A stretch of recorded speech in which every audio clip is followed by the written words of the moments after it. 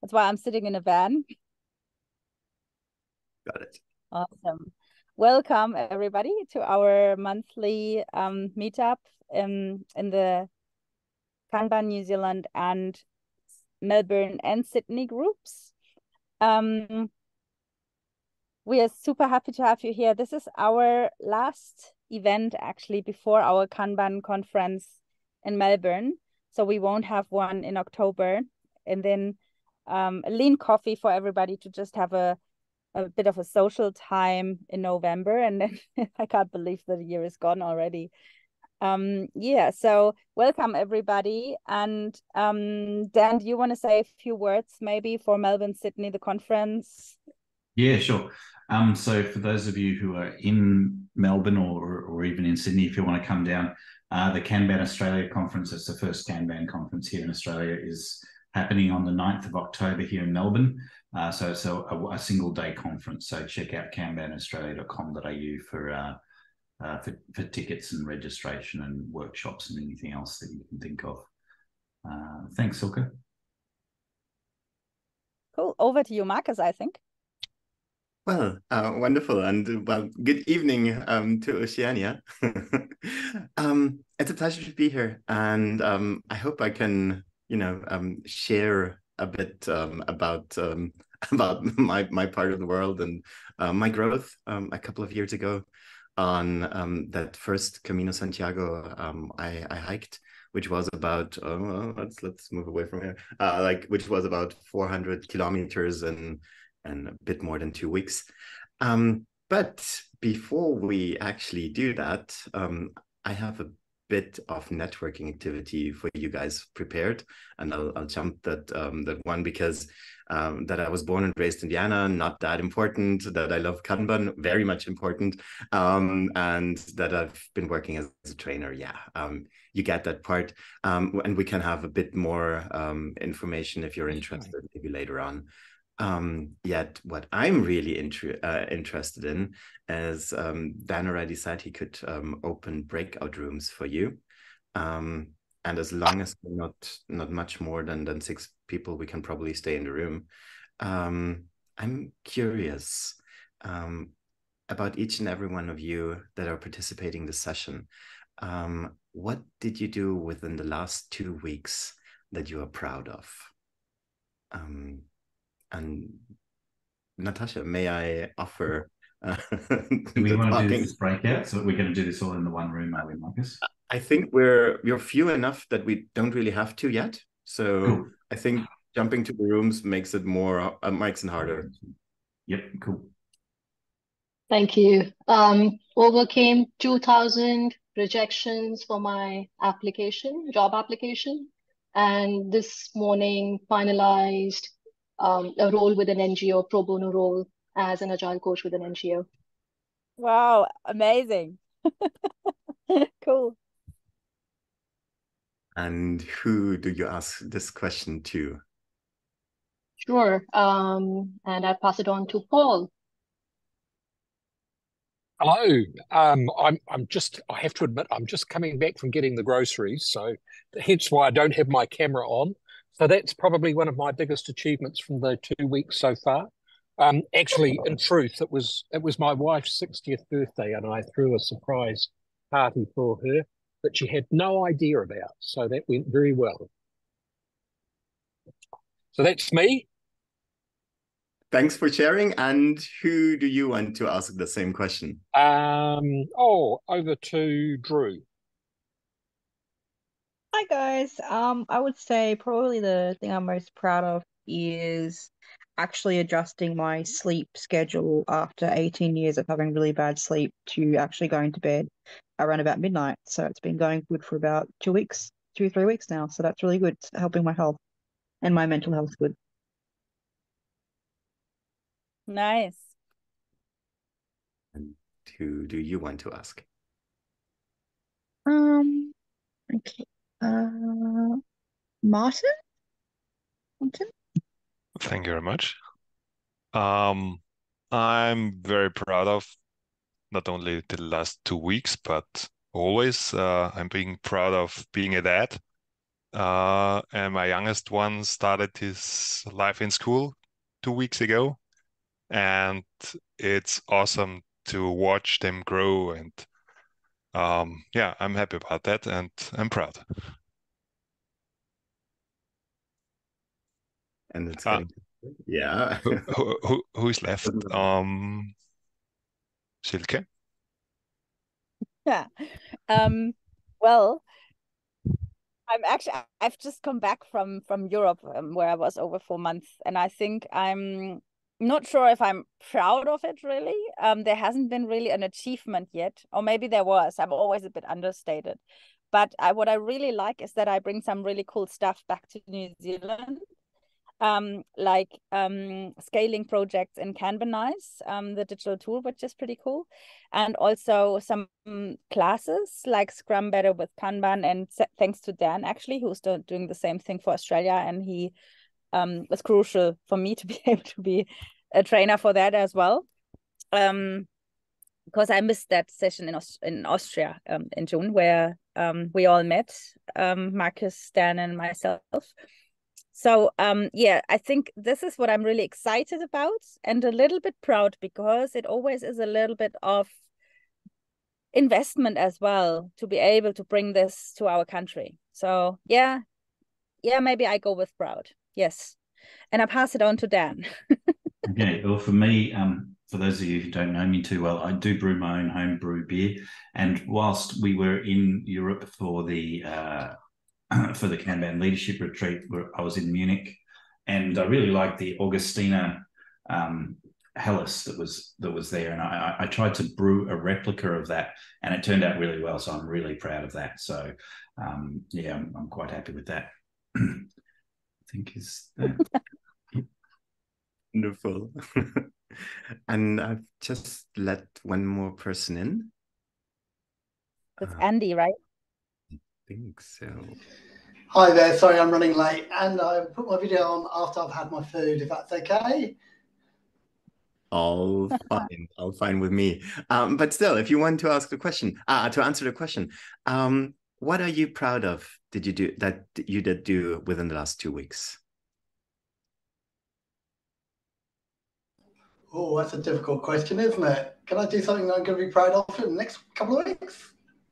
If you're already proud of that, yeah, sure, go ahead. Oh no, okay, I tell you what, no, we had quarterly planning, and I emceed the quarterly planning, so, and in front of about 200 people on video, so that was quite nice. Thanks for sharing. Yeah. And Desiree has just come in. Hi, Desiree, how are you?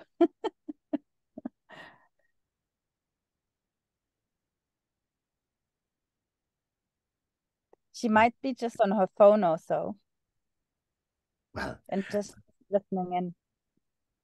Then let's give her some more time.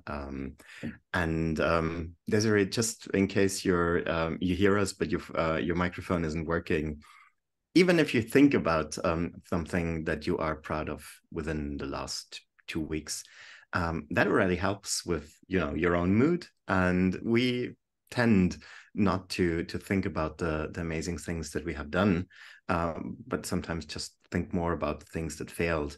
So that's why just by thinking about it, it's already helpful, and it should brighten the mood.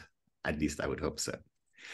And I'll just jump back to the previous. Oh, and there are more people, but I'll just start now, and then we'll see. Just so I'll make my screen or my video a bit smaller, like this, and jump back just one slide. So Markus is my name.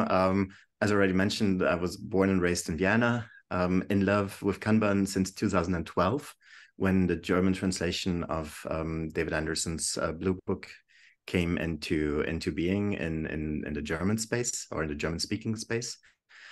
And AKT since 2015. And 1 year before the story I will tell today, I became a solution-focused and systemic coach. So I did a coaching education these 7 years ago.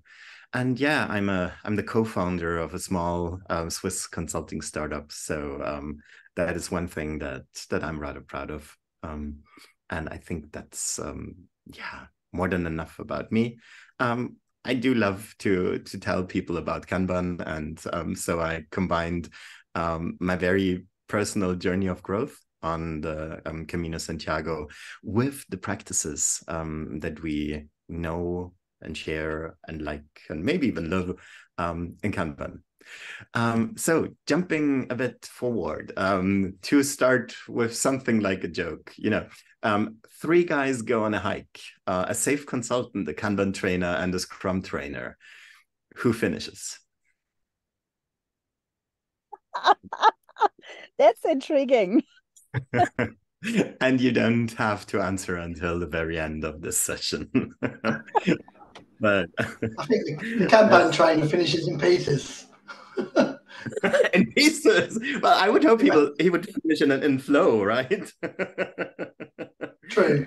But yeah, in small batches that I can also like sign. So that's also the two friends of mine that I started the Camino with. We'll get to that later. It's real people. Like one of them is a real safe consultant and one of them is a real Scrum Alliance Scrum trainer. So that's no joke. Like it is a joke, but it's no real joke.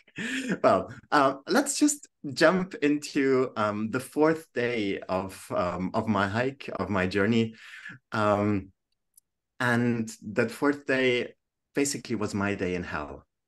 Why? Well, it looks rather nice, right? I took a photo with my phone. But what you don't see on that picture is me struggling. It had been raining a couple of days before. I was hiking uphill for about 5 or 6 hours with 15 kilos in my backpack, carrying that upward. And I was almost running out of water and still hadn't finished because the hardest part was yet to come. That much to start with my day in hell. The roads then looked like this. So it was, I was sometimes ankle deep in mud. My shoes and like myself were not in the best shape. Let's just call it that. And that fourth day was something that almost broke this entire experience. Luckily it didn't. But let's take a look what we'll do within the next hour. So I will be sharing that story about my first Camino Santiago, and about hopefully some growth that I experienced there. I will provide a refresh on the Kanban core practices, which might come to a surprise, but they are super versatile and you can use them almost anywhere. Hopefully some inspiration to apply the practices in your very own lives, outside of the job. Maybe some ideas on how a Camino, one of these ways, one of these struggling paths that help you grow, how much it relates to our professional environment. And as a last point, an answer to the riddle, why would any sane person do the Camino again and again and again? Because there are people that do that, me included. just about that. So this is me in 2015. I think you guys will probably know the site. Yes, no, maybe. Living a hobbit's life. Hobbiton, right? Yes, living a hobbit's life. I was living a pretty good life, so to say. I had clients all over the German-speaking world. I was traveling to Munich and to Bern and to Vienna and so on. And when you travel that much and when you are not that homebound, you tend to treat yourself maybe sometimes a bit better than you should. So I was actually gaining a bit of weight, and I didn't like it so much. But on the other hand, I was like, yeah, what am I supposed to do? If a client wants to go for dinner, then I'll go for dinner with that client, obviously. So it was comfortable. It was that life, as I mentioned, as a hobbit's life. It wasn't that full with like extreme adventures. It was just, pleasant. Let's call it that. And in 2015, my brother and I decided to do a journey together. And so we traveled to New Zealand. And well, I imagine that to the guys over in Oceania, I don't have to explain that picture. Mount Doom. I'm actually really close now at the moment because I'm in Hoakune and I've been skiing up the volcano today. That's such a coincidence because I didn't know that you would show your New Zealand experience here. Really cool. Well, obviously. So yeah, this is not just Mount Doom. For real, it looks a bit more like this. But that's already also like 8 years ago when we also hiked up to the top. Yeah, and on that day with my brother, because I'm not a hiker, like, or at least my identity as a hiker had to shape and had to form. In 2015, I was like, okay, well, let's do it. I'll pack, some drinks and some food and a backpack. It's what, 19.2 kilometers, I think. Oh yeah, yeah, it is 19.2 kilometers. The Tongariro crossing, and I felt good afterwards. Yeah, I was a bit exhausted, but in the end, it was a nice experience, and I thought like, yeah, I could maybe think about, doing more of that, especially when living in Switzerland. That is, yeah, you have mountains all over the place. So why not do more of that? And then I came back. And you know how it sometimes happens. You have this great idea when you are somewhere abroad, and then you bring it home and put it in the cupboard, and basically not much happened. Contrary, what happened was my scale was really happy with me just because it had more of me. And so, yeah, I was getting back to the same lifestyle I used to have. And once again, I thought this is not so helpful, or this is not helpful enough to stay in shape and to stay fit. So there were in October 2017, so 2 years after I had traveled to New Zealand, there were 3 different kind of, let's say, appointments in Spain. And I thought, well, meeting David Anderson in Bilbao to work on the KMM, that would be nice. I should probably do that because he was calling out to people. Then there were these 2 friends of mine that wanted to try, let's call it a minimum viable hike. They wanted to do 7 days on a Camino Santiago, to hike from Roncesvalles, which is like on the French-Spanish border in the Pyrenees, to Logroño. So that is about where the B is. And then right behind me, somewhere in that same corner where I stand at the moment, there was the option to, oh yeah, there you see, like, KMM, dear all, please join me in Bilbao. Then the thing about that hike of my friends, here they are. And the very last one, the very last option I had to go to Spain in that same month was the Agile Coach Camp Barcelona, which is plain amazing. It's an open space on the beach and it's really cool. And in October, Barcelona is like nicely like it has a nice temperature, let's just call it that. So these three options were there, and I thought, well, why fly to Bilbao and back, and then maybe try that 1 week with my friends and fly back, and then go to Barcelona and fly back. Like, even at that time I was a bit thinking about my CO2 footprint, and decided, well, why not stay in Spain for a month? It's doable.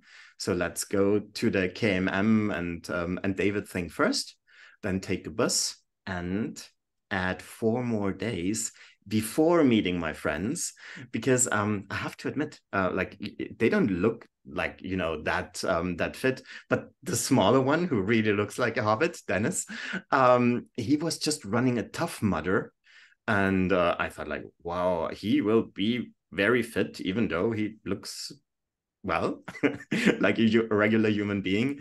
And the other guy, Björn, he's almost 2 meters high. He looks more like Chewbacca than anyone else. And so I was a bit scared, I have to admit. because I thought they would walk much faster than I would. I wasn't fit at that time. And so I thought, okay, 4 days beforehand, preparation and hiking or walking through the French part of the Pyrenees and the wonderful area around Bayonne and Biarritz, that would probably help. So why not do it? So I did that. And after the Camino, or after they would finish their trip, I thought, well, I could add another couple of days, just to get to one of the next cities, let's call it that, to Burgos.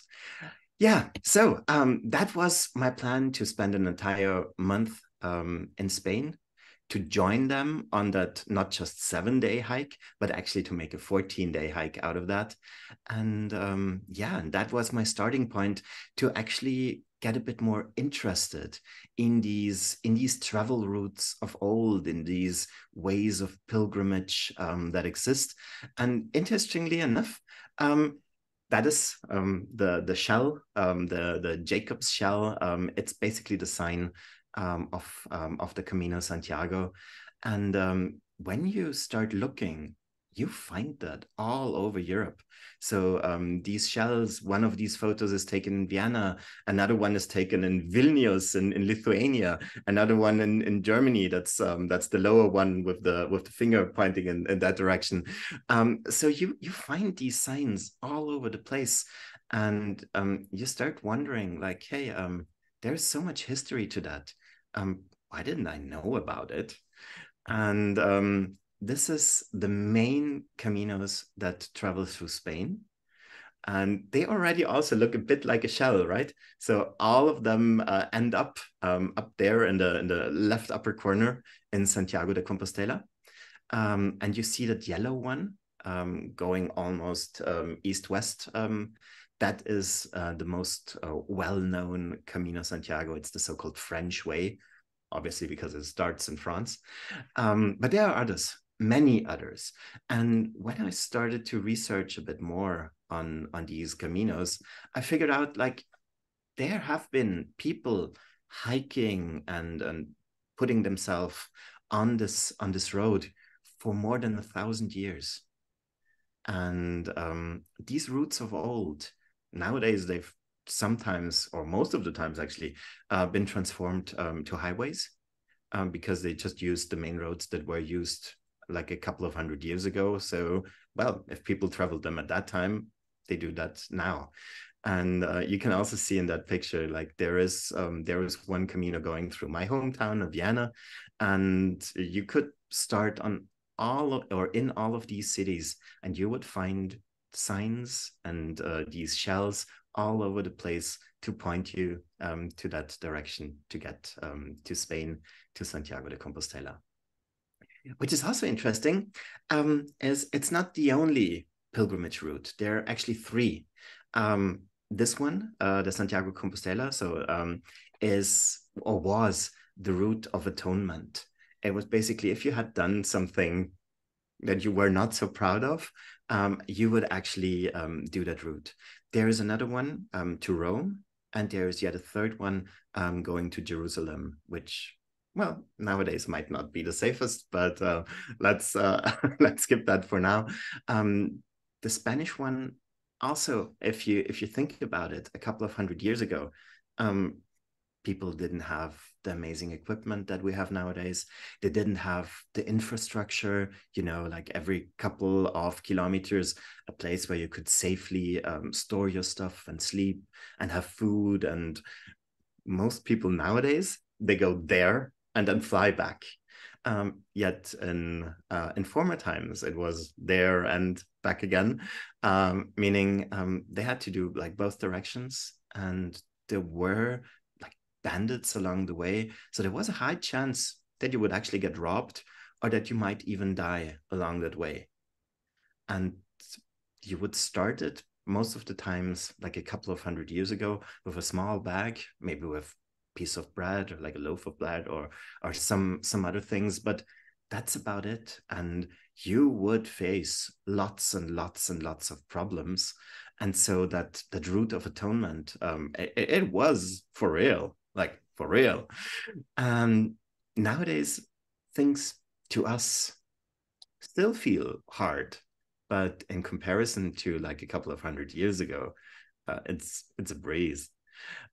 So problems happen, or we face problems, and I'm usually quite interested in definitions. So I found this wonderful. A problem is the difference between the existing and a desired situation that you care about and put focus to. Because if you didn't care about it, well, that would just be a fact, and you don't care that much about that. And if you think about it, you can say, oh no, with my backpack, the weather, the rain, it's a problem. But actually, the weather doesn't care about you. The weather doesn't care about anything. The only thing that matters is to have the right equipment, or sometimes the right mindset. Because if it's rainy, it's not as dusty. When it's raining, it's not as hot. So there are quite some positive aspects about that rain. And so to sometimes figure out that caring so strongly about things that we maybe sometimes can't change is not really helpful, and focuses us on things that are probably less important than the things that we could care about or worry about. Yeah. And with that, I basically tried to figure out, what should I bring on a Camino? Like, what to put in my backpack? And there you can see like my couch and all the things that I intended to bring along, with 2 or 2.5 liters of water. That would be 15 kilos on my back, which is not always the best idea. But yeah, I had no idea. I looked up some online postings, what people would bring along. And also I mentioned that to some friends, and they said like, yeah, never walk the Camino in new shoes. Okay. And don't carry more than 1/10 of your weight. Well, I already mentioned 15 kilos. It was definitely more than 1/10 of my weight. Then they mentioned, yeah, bring enough water and food. You don't know about these Spanish villagers. One of the worst hints ever, but but I did bring, when you see on that picture, like these dried raspberries, and I brought these protein bars and stuff. I carried most of them back to Zurich. But yeah, I brought them along because my friends said it would be probably a good idea. And then bring protection against the sun and the rain, and yeah, just be prepared. Like, okay, I'm just doing a small hike. But yeah, they were really like focused on, Markus, you have to be in the right state of mind. This is what you would do when you actually go on a multi-day hike in New Zealand in the bush. Mhm. Really, this is what you bring when you go on a multi-day hike in the bush in New Zealand, because you have to be prepared. There is just, you know.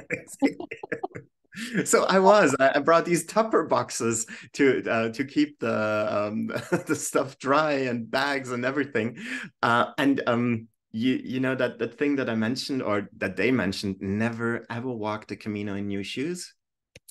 Well, I didn't have any hiking shoes, like not like these. And so yeah, the first thing I did was to buy new hiking shoes for that Camino. And I thought, at least about that statement about being prepared, to do like maybe 2 days of hiking beforehand. I packed some books in my backpack, so to have maybe 10 kilos. And yeah, I was walking for these 2 days in through the hills around Zurich. And I realized, like, yeah, I do feel it. It's like, eh. But what I felt the most was my right pinky toe. Because like these new shoes, they were a bit tighter to the front. But then I said, well, it's gonna work. Like, I'll make it work. It's gonna work. Oh, how I suffered. So yeah, this about preparations. And after these 2 days, you can already see, like, yeah, the shoes were at least they looked used. They did not, reshape themselves around my feet, but at least they looked like I knew what I was doing. And yeah, so after that, was I fit for that purpose? Like, for hiking 2 weeks through Spain? Well, definitely not. I was not fit for that purpose. But here comes the amazing thing. Our bodies are adaptable. And as soon as you actually start your first step, something happens in you, in your body, in your mind. So by the end of these 2 weeks, oh yeah, I was fit. I was fit for that purpose. But I had to, grow in that sense as well. So starting, oh my. And now we'll make a huge leap to the foundations of Kanban. Why? Well, because this is a Kanban meetup, and because I hope you will be able to see how I connect the general or the core practices to that pilgrimage. So if we thought about Kanban as a method, we would compared to an iceberg, we would probably think about the implementations that we see as the stuff like above the surface. And very, very deep down in the water that you can hardly ever see, we would find the guiding principles, like the service delivery principles and the change principles. Yet there in the middle, when you sometimes look through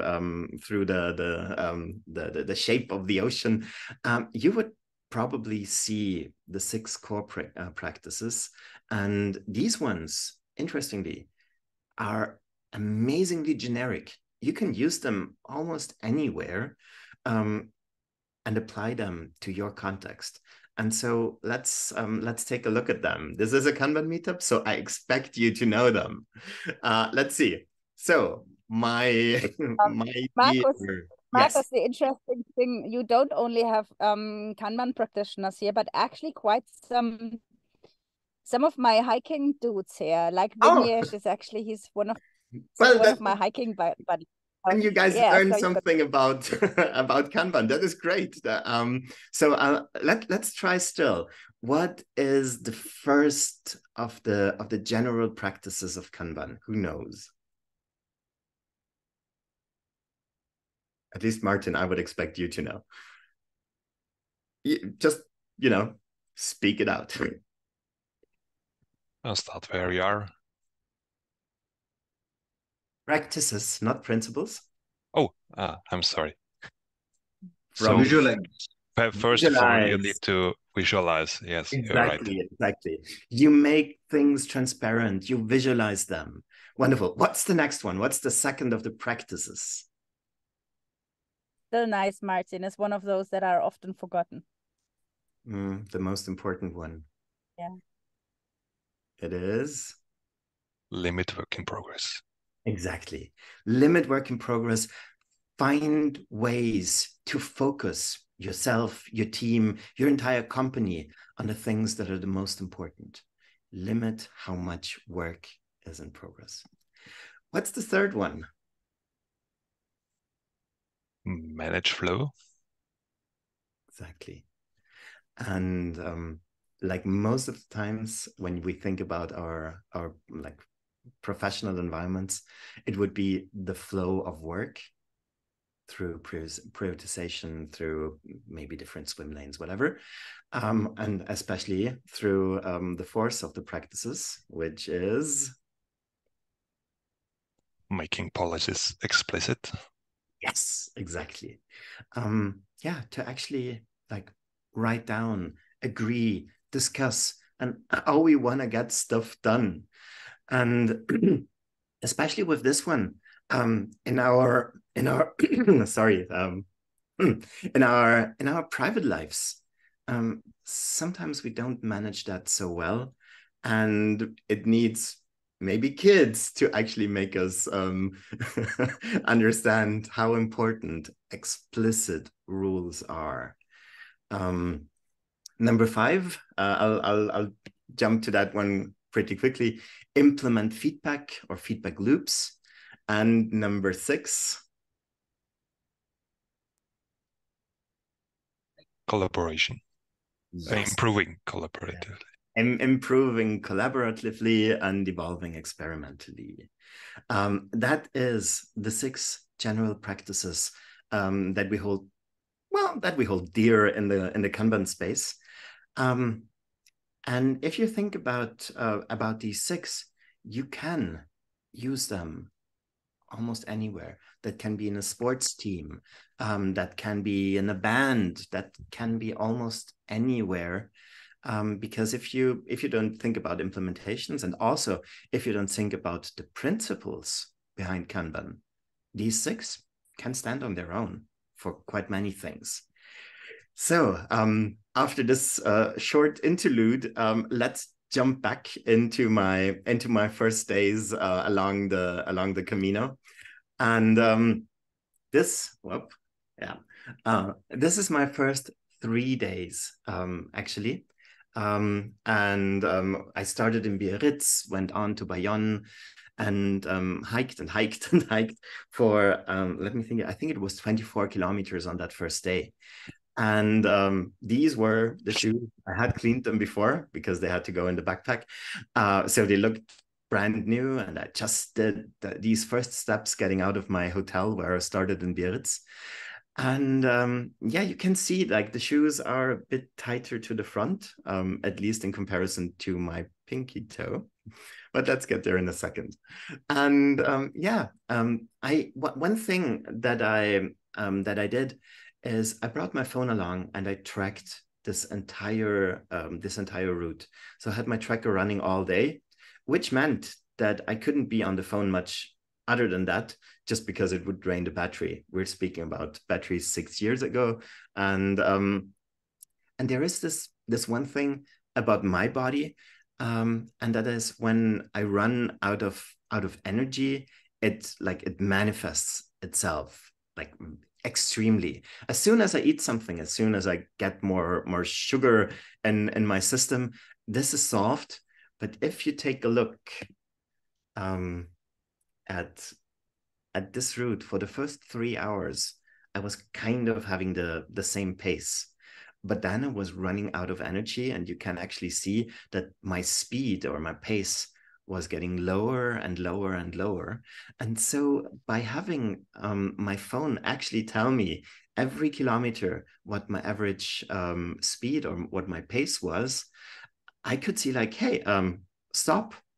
I need to stop. I need to eat something, because I'm getting slower and slower and slower from somewhere between 4 and 4.5 kilometers per hour. I was getting down to 3 kilometers per hour. That was just not enough. And I found this one as being highly helpful to see whenever I would need more energy, whenever I would need to take a break.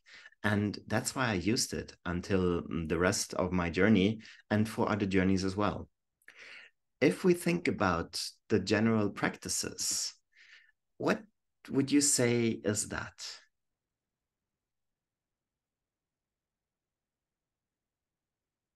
Which of the practices?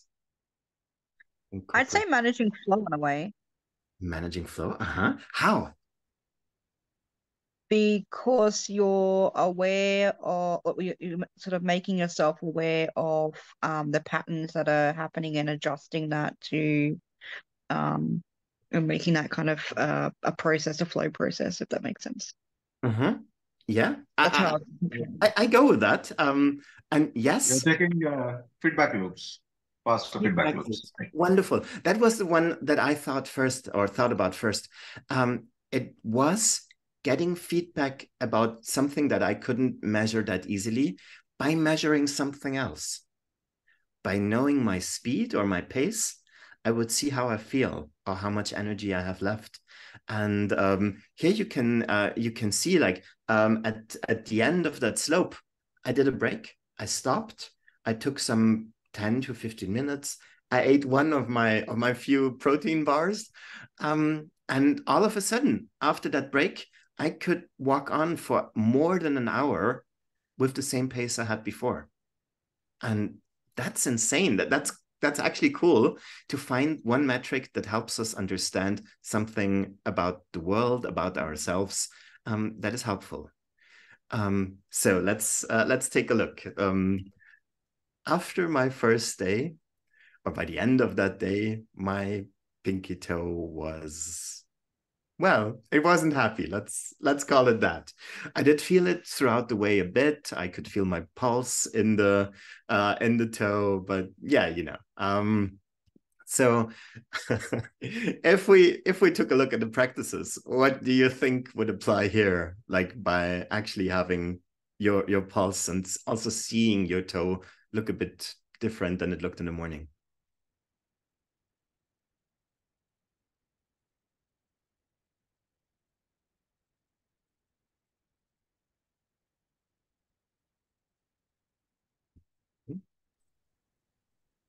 Well, you're getting a visual view of the toe that you didn't have. My body visualized that there was forming a blister. Yes, very much so. And it basically started telling me the rules. Like, dude, if you keep on walking with these shoes, I will not be happy. And I will tell you, like, a lot. So my body has its own, you know, contract with my mind. And this was just, you know, these rules were not explicit enough because I just didn't know. So I thought for the next day, well, I did bring these thin Salomon shoes. I actually wore them in New Zealand 2 years prior to that as well. And you can see like they're not as tight. So I thought like, oh, this would be great for my toe. Yeah, I thought they were the solution. And well, when thinking about that, what did I do there? What of the practices did I use? Or which of the practice? Improve, like the last one. Yes, very much so. Like I thought, this is great. This is an improvement. I will just implement it. I will do it. I will experiment with that. And yes, I started into the second day with these shoes just to, you know, make myself last a bit longer. This next day, it was plain beautiful. Like the nature there in the Pyrenees or close to the Pyrenees on the French part, it's just beautiful. But you remember I mentioned on my day in hell that it had been raining prior, and maybe you can also see like to the side that my hair is wet. And I'll just jump back to these shoes. I had wet feet pretty quickly, and with wet feet, blisters tend to get even bigger. And then there was this is my, like, you know, you once again see my pace, but also the height. That's the lighter blue. And yeah, I had a hill to cross, straight up and then straight down again. And when your shoes are not so tight, they don't hold you so well. So I was basically bumping constantly to the front of my shoes, and this was making the blister much worse. So by the end of the day, it looked like this. And I will jump that photo because it's not the best view that you can have. But yeah, it was painful. It was really, really painful. And so with that, I thought, well, what could I do?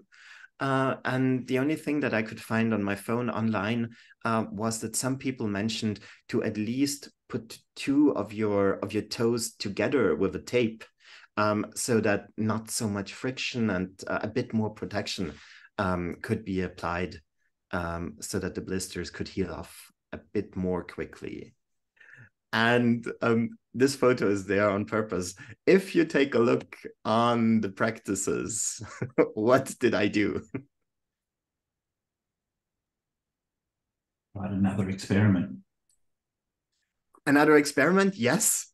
And I limited the toe in progress limit. I know this one is a bit. I just tried to get them a bit closer together as well, to have more space. Yeah, I did get that feedback. I did try to find different sources of ideas on what to do, to still be able to manage the next couple of days. And this was only the second day, so I knew I had like at least 12 more days to go, which was a very painful thought. So on the next day, it was the shortest of the trips, the third day, and you can see the kilometer marks, like 1, 2, 3, and so on. And at 14, it basically, these dots stopped. That is why at that point I was in such pain that I hitched the ride. I asked a French person to actually drive me to the Jean-Pied-de-Port. This is usually where the French way starts. And I just couldn't bear it anymore. I was thinking, okay, I'll throw these freaking shoes out. I cut the toe off. I don't know. I was really, really unhappy at that moment. Yet still, and that's the thing, the scenery was so beautiful. It was such a perfect sight. It was a perfect day. Everything was fine. And I just couldn't enjoy the day because my stupid toes hurt. By the way, if you ever decided to hike a Camino in Europe, the French are really nice and they will help you and, even drive you a couple of kilometers. The Spanish don't. The Spanish say, you are on this Camino alone. You picked it. Now live with it. Luckily, I was in France at that time. So that was good. And I gained a couple of hours because I did not have to walk, which meant that I had a bit more time to take a look at this really, really old medieval kind of city in the French Pyrenees. And it was, you see the palm trees and these beautiful rivers and everything and the bridges. It's just plain beautiful. And so what I found through my research were a couple of ideas to apply when you have your foot pain, let's call it that. One of them, and especially the Germans online, they would post that deer tallow. If you've never used it, it's old Schollhirschtalk. My gosh. Say again? I said the good old Schollhirschtalk. My gosh. Yes. Some people said like this is bliss, this is heaven. And the cool thing is the infrastructure along the Camino is amazing. So there are these hiking shops and you will find 20 or 30 different things to put on your feet and what not. So I got the deer tallow and I rubbed it in, and it was bliss. It really was. Some other people said like no, use leukotape. Just put it on top of the blisters, make your skin be more protected, and that will save the day. And yet some other people said, get these hiking sticks. It's better for your knees.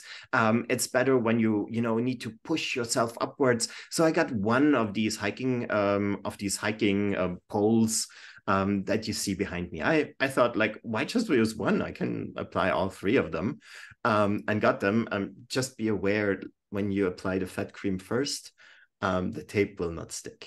But that's that's a thing that you only do once in your life.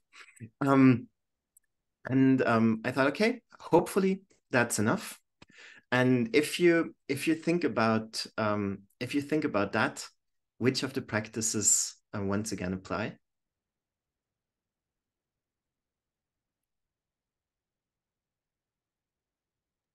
You're trying to make it explicit? Yeah, I was trying something differently. I was making it explicit. I was asking for feedback from the internet. Well, ChatGPT didn't exist at that time.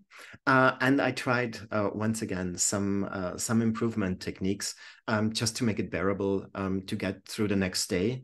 Because I knew by the end of the fourth day, I would meet my friends. Like this was like a fixed appointment.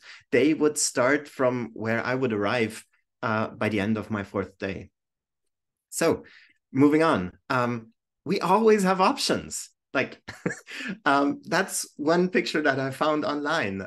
I would never ever do that, but apparently there are people that just use duct tape. Well, because why use regular tape if you have duct tape?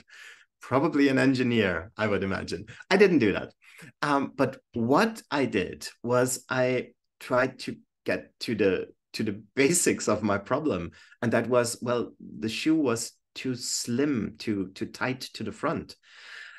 So what I did, or what I also did, was I found that Deo stick and I rammed it in, that you can see in the middle picture. It's a photo taken inside of the shoe, and on the right hand side you can see it basically bulged out, where on the right hand side I would have my pinky toe, and this was the solution. This helped the most.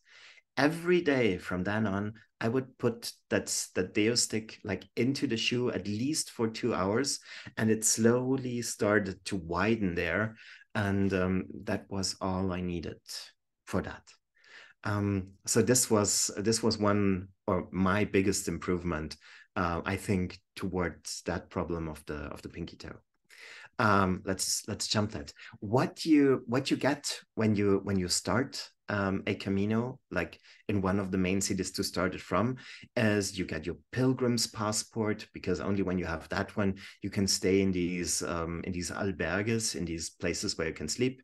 You do get a height profile of your next 17 days, and you get a list with all the places and all the shops and so on, printed out. And yeah, that's the information that is provided to you. And if you take a look, the first day from Saint-Jean-Pied-de-Port, that was where I was after the third day, the height profile to the very, this direction, to the very left, it's the worst. And it was by far the worst, but I'll get to that. Yeah, that's what you get. That's the kind of information, maybe also the visualization of the next challenges that you will face, so that you can manage your flow, so that you can say like, hey, I don't want to overdo it on the first day, or I want to have each and every Sunday with less hiking, or I don't know. You get information on how to make your Camino work, and that was very helpful to me until the end. Basically a roadmap. Yes. Thank you, Desiree. Like a real roadmap. Jumping to the fourth day, that day in hell that I mentioned at the beginning, you can see my first 3 days. And the darker one here is the speed that I traveled with. And you can see that that spike, that's the French guy that drove me. So when I arrived then in Sochaux, that's that black box around it. And you can see for about 8 hours on that day, I was hiking upwards. And it was not fun. Let's just call it that. So the morning I got up at 6 o'clock or maybe 6:30. I made some fresh baguette and I got coffee there, and I was super excited. And the fog was there. It kind of looks a bit like the scenery you would also see in New Zealand, I'd say. So it was plain beautiful, and it was cool. And I did feel my toe, but way less than on the previous day. And so I could, for the first time, really focus on me, myself, and I, just walking that trip. And yeah, let's just say, when you just take a look at this day, and the height profile, and when you then look at my speed, you can probably see where I was running out of power, where I was running then at one point also out of water, and where I really had to make myself still climb and still hike up there. And now comes the hardest part. I'm a motorcyclist. and crossing the Pyrenees, there are beautiful roads that you can obviously drive with your motorbike. And I heard them, like I constantly heard people being on their motorbikes having fun while I was carrying 15 kilos up in the mud. And yeah, this almost broke my day. And I, quite frankly, I can't remember how I made myself continue and keep on going for like 6.5 hours of just hiking. That is not the breaks included. I paused when I did a break. So you always see like my speed going down, but then it's going straight up again. Yeah, it was a very, very long fourth day.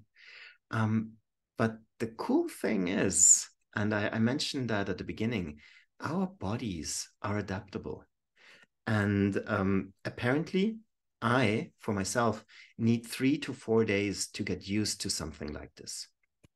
By the fourth day or by the end of the fourth day, I was feeling like a tiny bit better. I had a nice dinner. I had the Pilgrim's menu. Speaking of that, it's like 10 euros. I don't know, like translating that. How much? 40. It's relative. Daniel, maybe. Yeah. Say again? Changing all the time at the moment. I think in New Zealand dollars would be like 17, 18 at the moment.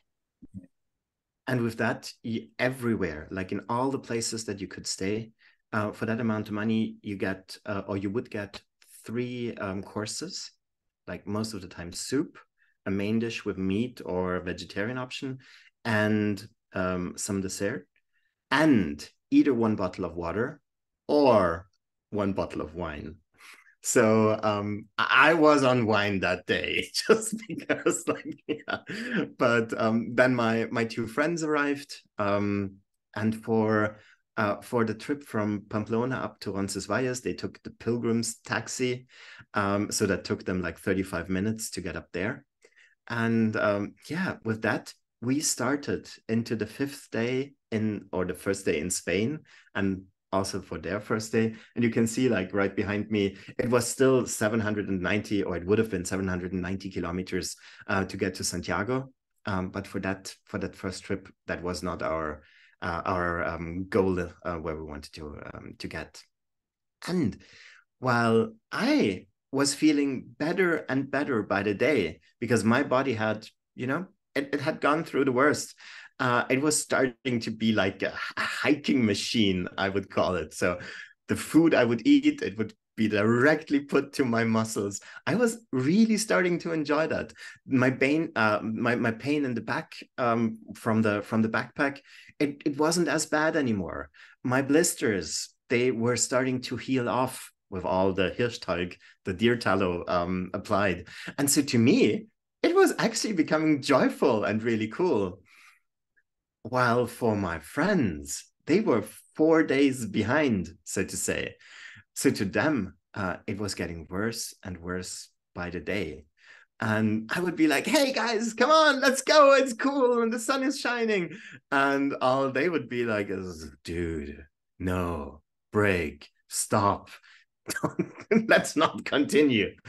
And I had to realize, and I was quite happy that I had that systemic coaching education the year before, because like I could offer help. I could ask a guy if I should carry some of his load from his backpack. But if the other person does not want the help or doesn't accept the help and apply that, that's not on me. And to understand that also sometimes our customers or our clients are in a different position in their lives than we are now, is something that is, I think, very important, especially with the speed of change that we try to apply with some of the initiatives that we work in. And it doesn't matter if that is Scrum or Kanban or a scaling framework or whatever.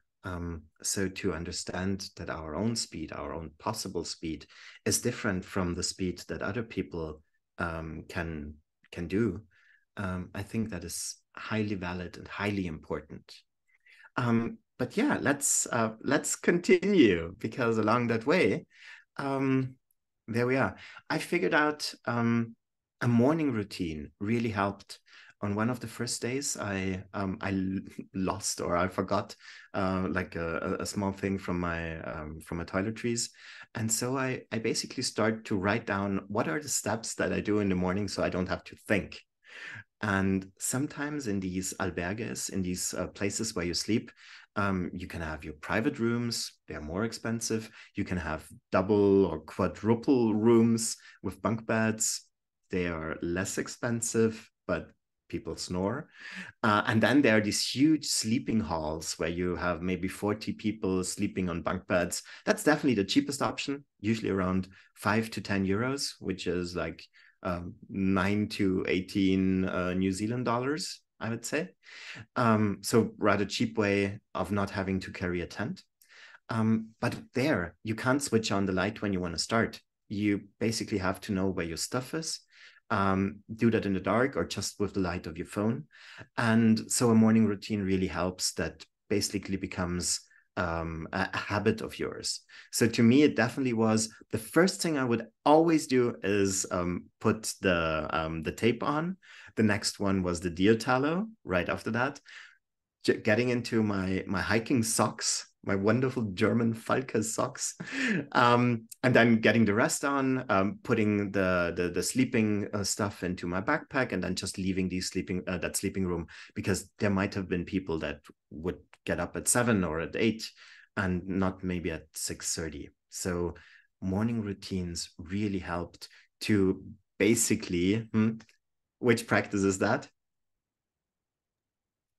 Very explicit policy. Exactly. It's like, make it explicit, make it work. And I have to admit, by the end of my trip, I don't think I would have needed to still apply the deer tallow. But I was getting used to that. And I had that rule, and I did not stop to think if these rules still applied. So I did it until the very end. And yeah, it was fine. But just thinking about that nowadays, it's like, yeah, maybe I should have stopped at one point and rethink my policies, just to maybe, get some adaptation to that.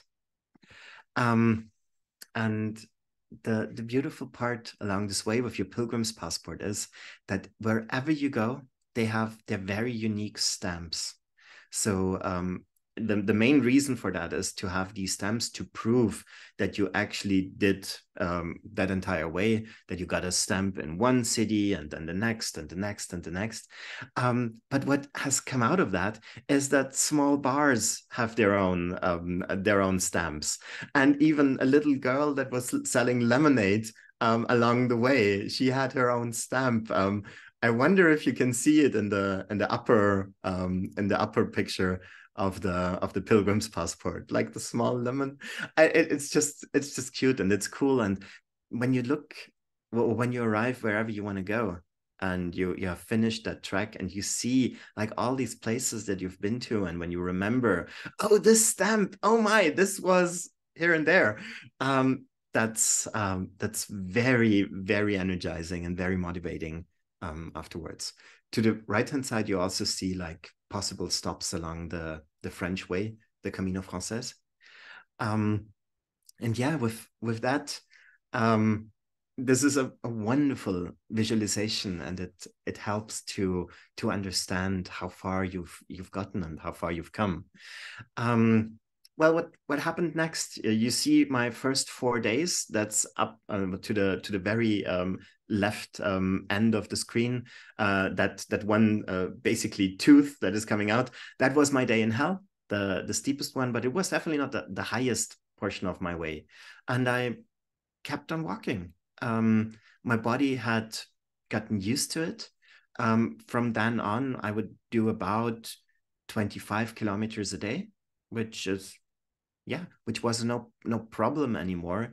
I had gotten rid of like 1 or 2 kilos from my backpack, So this was feeling much better as well. And I kept on going, and I kept on learning things about myself on a way like this. So for example, I'm usually quite an organized person when it is about, going to clients' appointments in different cities. I try to, at least a month beforehand, to have my hotel fixed and to have my flight and everything. On the Camino, on my first 4 days, I had booked all the places where I wanted to sleep, but that basically wasn't helpful, because I wouldn't know if on that day I would want to stop there, or if I wanted to maybe, hike a bit further. So that side of myself, as happily I use it in a professional context, it was not necessary there. And so I could basically live into the day and just see how far do I get today, and I will find a place, I'm sure. And I never had the problem that I had to sleep, or that I would be neglected to sleep anywhere. So that definitely was not the problem. But I would never do that in my professional setting. So that's something I had to learn. Also, I mentioned it does sound pretty Kiwi to me, to be honest, even to some extent in a professional way. Not sure what you think, Dan, in Australia, but it's definitely more. I'm not sure what the right word is, but it's definitely more flexible over here. Mm-hmm. And that is very helpful along a Camino, I'd say. I mentioned about my phone that I was tracking the entire way, which meant that the battery would be quite empty pretty soon. So I didn't use the screen much, meaning I could not look at Google Maps. And I'm a very big fan of usually knowing where I am. And here I had to learn to trust that I would walk the right way. And there are these signs. Most of the times, these arrows are in yellow, and they will point you where you need to go. And I had to start to not look at my phone to see should I go left or right, but just to trust the way and to trust the signs that I saw, or maybe to see that city somewhere on the horizon and know, like, yep, this is where I want to get. So trusting, but also to take breaks. There is nothing more beautiful than having walked maybe already half of your daily route, just taking your shoes out, taking your feet out of the shoes, letting them dry a bit. You can also see the shoes didn't look as greenish and as clean as they were before, just because, you get used to the road, and they had gotten used to my feet. So taking breaks was one thing that we also sometimes tend to forget along the way. And to enjoy the weather, because the weather doesn't care if I like it or not. When it's raining, well, you wear some protection against the rain, and you can be happy that it's not as hot, that it's not as dusty, and it's fine. It's fine just to accept the weather is, and you will not be able to change it. But also on the sunny days or on the foggy days, I had all kinds of weather, and all of them are beautiful, just in their own way. And to make friends along that way, they're like the Camino is probably the best area where you can make new friends, because all the people on the Camino, they have the same goal. They have started in a city probably pretty close to where you started that day, and so it was super easy to make new friends. And by being able to vary your own pace or vary your own speed, if by chance you would walk or hike with somebody that was a bit annoying, you would just say either like, hey, just keep on going, I'll catch up with you, I'll take a coffee here. Or the other way around, being like, hey, I want to go a bit faster today, I'll see you in the evening. And it's a very clear sign to to in a friendly way say get lost.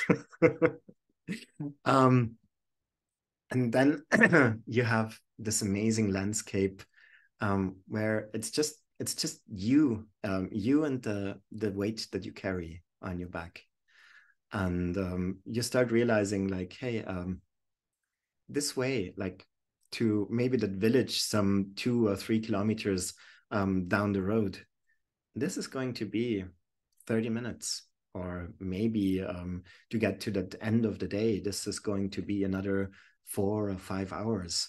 And it slowly occurred to me that nowadays we say, yeah, the world has gotten smaller and it's so easy to fly from here to there.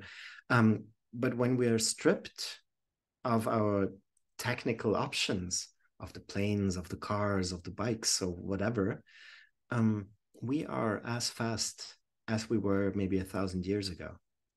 And I started thinking, I had that client at that time in Munich, which would be a 4-hour car ride or less than an hour train, like a flight. I was thinking, well, if I had to walk that distance, would I actually take that client? Would I actually like do that? Yeah, it's interesting when you're like down to the minimum that you need to travel, that you see like, oh, there is a reason why every 4 to 6 kilometers there is another village. Just because in the days of old, people would get that far maybe in the morning to work there, and then get back to their house or to their other village where they would live. And 4 or 5 kilometers is usually like that 1 hour that nowadays people also commute. And there are statistics on the time that people commute, like on the duration. And we just see like the distance has grown throughout the recent years, but not the time that is acceptable to us to commute. And what I also learned is to enjoy the food. Like that hint of my friends, bring enough food. Not necessary at all. The Spanish food is amazing. The pinchos, because they're in that area, they don't say tapas. The croquetas, the coffee, like that. Basically, I was living a hobbit's life in the way that I would have a first breakfast, then I would have a second breakfast, then I would have my 3-course lunch, some break in the afternoon, obviously, a 3-course dinner, and I would lose weight. And that's just insane. That's so nice to be able to enjoy all of the Spanish food and lose weight at the same time. That's one of the really good parts about doing a hike like this. And yeah, this you remember probably the photo from the start. Was I fit for that purpose? I was looking in the mirror and I was like, yep, that's looking good. And so I had to take that one photo just to see like what 14 days on the road can do to you in a positive kind of way. And when I went back and when I was starting to think about combining my way with Kanban, I asked my friends, like, why do you think I did it? And some said, well, to escape the stress of daily life. Yeah. And to feel your body again. Oh, yes, I felt my body. For personal growth, for the food, for the love of being outdoors, for rediscovering myself. And what I had to realize is our friends know so many different sides of us that we are sometimes not aware of. But when they reflect to us why they think that we do certain things, we can see like, yeah, I did not think about that, but they're probably right, or they're probably pretty right. The digital detox, not so much. I brought my phone along.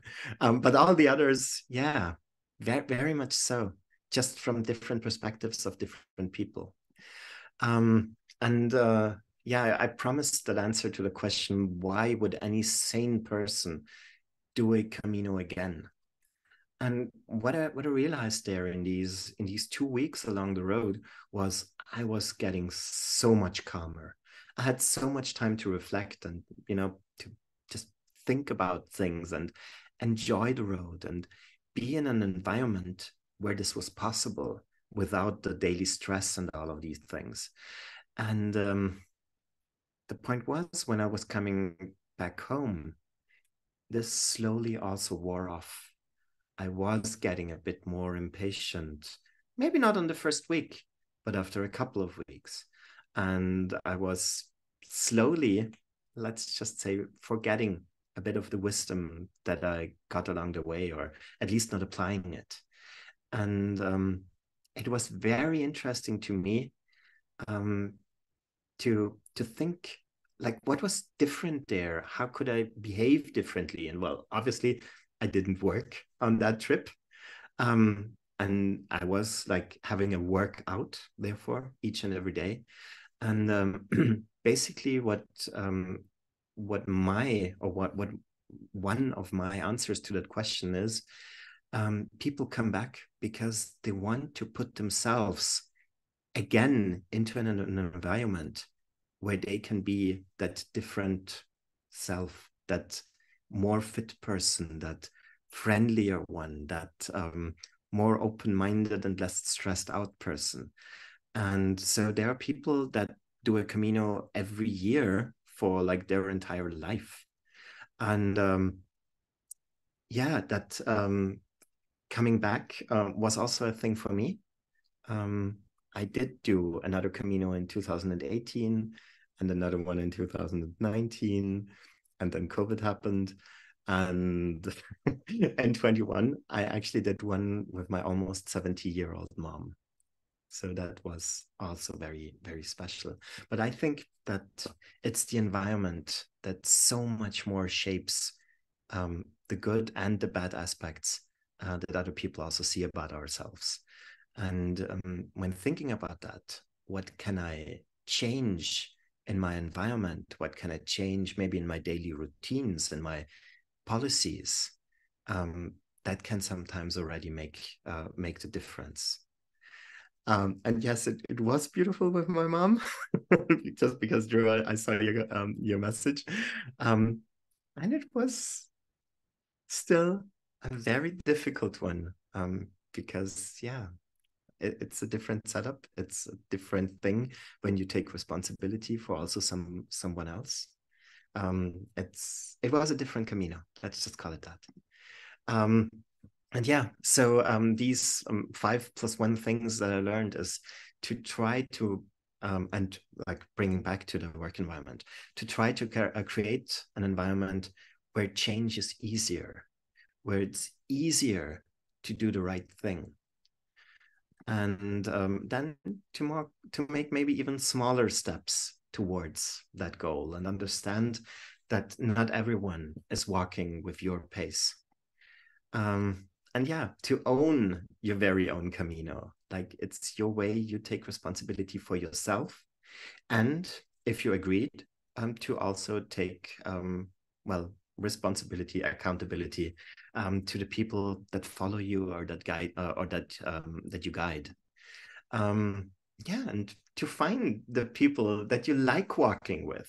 Like on my road, I found that the German guy, like, who had he was an audiobook reader for German translations. He had this amazing voice, and he was just walking at exactly the same pace as I would. So we paired up for a couple of days, and we hiked together, just because it was very nice to talk to him. He had this amazing voice that it was nice to listen to. And so to find the right people to go on a walk like this with. And to see, and also getting back to our professional environments, to make a goal, or that goal where you want to get, to make it visible, and to also not to forget to set it as a personal reminder, one way or another. Because as I mentioned, when I was getting back from my Camino, I slowly started to forget some of these things. And I think like when we attend a conference, a meetup, and we hear amazing or cool things there, and we say like, yeah, I will bring that to my company. And then all the emails happen, and then all the meetings and all the other things that make it harder for us to change, to maybe find some person, maybe a coach, a colleague, whoever, that you actually talk to about these goals or these changes that you want to make. Maybe that person will help you, but by making them explicit and talking about them, you make it much easier, and you really raise the chance to succeed with them. And yeah, that very last one, I'll move out of the way. Just in case, that happened to me once, you lose your way and your phone is almost empty, just return to where you were, where it did feel right, where things were clear, and then take another pass. Just accept that maybe that one change or that one improvement that you made just didn't improve it at all. Step back to where you were and do it again. And that is all that I probably can say about that first Camino. I wrote in a very Back to the Future like way, as the area where the last stamp was going to be continued. And yes, I did continue it. And yeah, my backpack, it's not always packed, but I could probably fill it within 1 or 2 hours to start on a Camino if I so wanted to. And concerning my opening joke about the SAFe consultant, the Kanban trainer, and the Scrum trainer, what I realized along the way is it doesn't matter. It doesn't matter who finishes first or whatever. What's important is that we are on these ways. We're sometimes on these ways alone. We're sometimes on these ways together. But what is very clear is that people will walk as far as they can, and they will stop if it's not what they need anymore or what they want anymore. So what I had to learn along this way is that this joke is just not necessary. And with that, yeah, I'd say I hope you've enjoyed this talk. And you actually did come back to the principles in the end, because you were like coming back to the start. Nice. I was actually wondering, is the tall guy, is that Björn? Yes. Right. Björn Jensen. That's cool. Mm-hmm. Yeah. Yeah, we're friends. So, and yeah, I was wondering. I haven't seen him with so much beard. Yeah, that happens along the way. Yeah, I know. Yeah, cool. And then I'm actually interested. Vinyesh, are you still there or have you left? Yeah, I'm here, Silky. Hope you can hear me. Hi, Vinyesh. He's a hiking buddy. What do you think? Oh, that's amazing. I know we do a lot of hiking in New Zealand, but 14 days is a very, very long time, regardless whether it's going up or down. I mean, I guess that going up is always a challenge. Every day it seems that you are slightly moving up. And I was going to say you have done it more than once. So perhaps next time Silky and I can join you. Right. Oh, here come to New Zealand. I feel great in New Zealand hills. Yeah. Yeah, but I was thinking a lot around those. I actually think, you like in New Zealand, it's like you do actually need that food because there isn't that supply that you have in Europe, and we do have all that all these emergency things that you learn that you have to bring on the way, and things like it's totally different.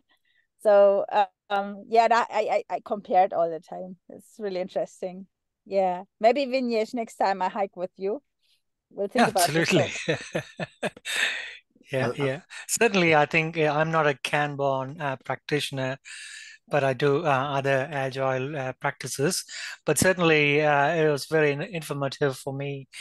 Especially, you talked about the general principles, practices, should I say, that could be applied to our work life. So thank you. Thanks for sharing, Markus. Really appreciate that. You're very welcome. Which other questions are there? And I see Desiree has to leave or had to leave. I just had one so. question, Marcus, if that's okay. Yes. Is that okay? Okay. Now, I think when you started off, you had a picture where you talked about the management, and the next one you had another layer as well. I couldn't recollect what it was. Was there anything in that area you thought that perhaps that's more relevant to this discussion as well? So you talked about the general practices. Oh yeah. What was the other one you had underneath that particular one?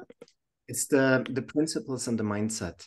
In Kanban, you have two sets of principles. That's from service delivery and from change management, or from change, because I don't think you can always manage change, but that's a different one. And they are very or they help you focus on your work environment, and that's why I kept them a bit out of the talk, just to know they exist. And as you mentioned, you are not a Kanban practitioner yet. That's correct. I've used Safe Agile in a couple of organizations, but in the last one, we just had a Kanban presentation, but I've taken through that games and whatnot, but haven't actually practiced it. So that's why I said I'm not actually a practitioner yet. Well, I've heard that there are amazing trainings happening in New Zealand and in Australia. Yes, yes. So any direction we're going, I think we should probably connect, I guess. Markus, Absolutely. can you share that one slide again about this one where you are asking the question, safe trainer and so forth? Because I will share a LinkedIn post, and I just like to intrigue some people. Yes, I'll just like try to open it now without me being in the picture. Let's see if I can. Anyway, it's fine. I don't want to interrupt the conversation either. Feel free to keep on asking questions, folks. Desktop. Let's see. There we go. So which did you mean? I'll jump through. Did you mean this one? Yeah, the one before. Before? That one. Nah, the one with the safe trainer, blah blah. Yeah, but that was that one, right? Yeah, got it. Thank you. Yeah. I find it was just a really good entree. I find very intriguing. And by the way, Dennis is not just a safe consultant. He also does other things. But yeah, not much about that one. So and it's cool that all three of them are actually working the Camino. That is how it should be. Yeah, and just Björn finished it. He did do his Caminos in shorter portions. Let's call it that. So he only did 2 days on the first Camino because his knees were really starting to hurt, because he had about 17 kilos in his backpack. And for the ones that have read the book The Goal by Eliyahu Goldratt, I don't know if that's an amazing book, isn't it? It amazing is. book, yeah. He was not behaving that much like Chewbacca, being like really fast, but actually he was a bit more like Herbie with that really heavy backpack, and that's why he did stop that first time. But he started there again. He flew to Pamplona and then did the next portion of the way, and then had to fly home and did the next portion of the way. And within I think last year he finished his Camino in parts, in sprints, because he's a Scrum trainer. Yeah. What else? So, Marcus, it was really a beautiful presentation, I would say. Thank you so much.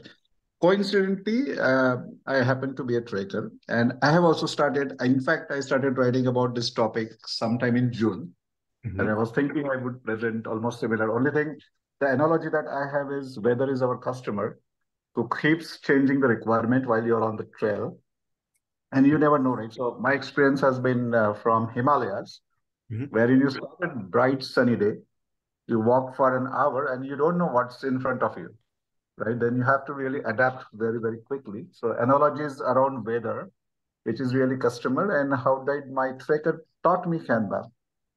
So that's the theme that I'm writing on. So it's really glad to see that you have almost similar thing. And when you say hiking, I was pretty curious because in India, when we talk about hiking, we refer to something that you do with the rappelling, right?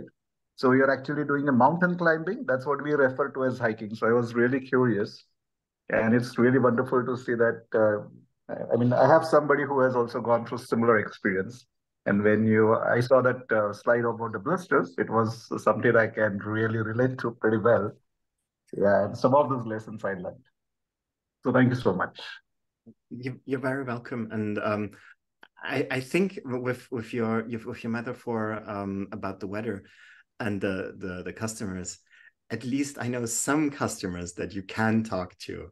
I think I've never seen that with the weather, but other than that, I'm a non-native English speaker, so I don't know if there is a better word than a long distance hike.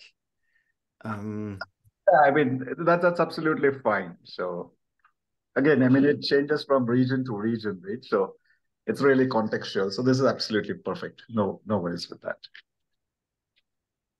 Yeah. Well, just thought I will share with you. So thank you so much. And like with long distance hikes, on my second Camino,